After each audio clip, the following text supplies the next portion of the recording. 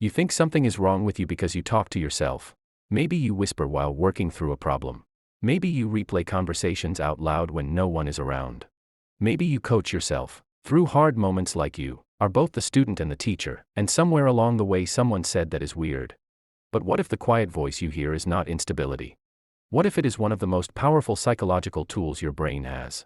Psychology says talking to yourself is not a flaw in your personality. It is a form of self-regulation.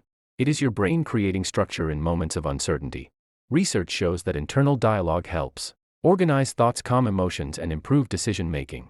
The voice in your head is not chaos. It is cognitive control in action. Your brain is constantly trying to predict what happens next. This is called predictive processing.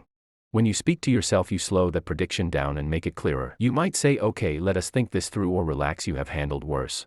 That simple sentence activates your prefrontal cortex, which is responsible for reasoning and impulse control.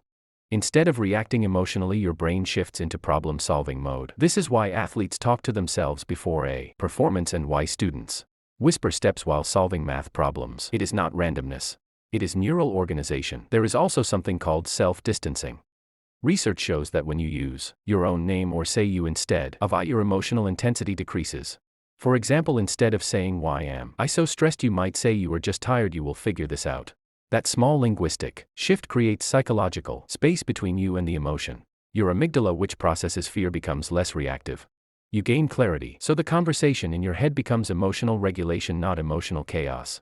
Talking to yourself also improves memory and focus. Studies on cognitive rehearsal show that repeating instructions out loud strengthens working memory. When you say keys, phone, wallet before leaving the house, you are reinforcing neural pathways. When you replay a difficult conversation, you are performing memory consolidation. Your brain is reviewing social data, learning from it, extracting patterns. That is metacognition, which means thinking about your thinking. Deep thinkers do this naturally. It is not obsession, it is refinement. And here is something even more important. Self-talk builds resilience. When life feels overwhelming, and you say you can handle this, you are practicing cognitive reappraisal. That means you are reframing the situation instead of collapsing under it.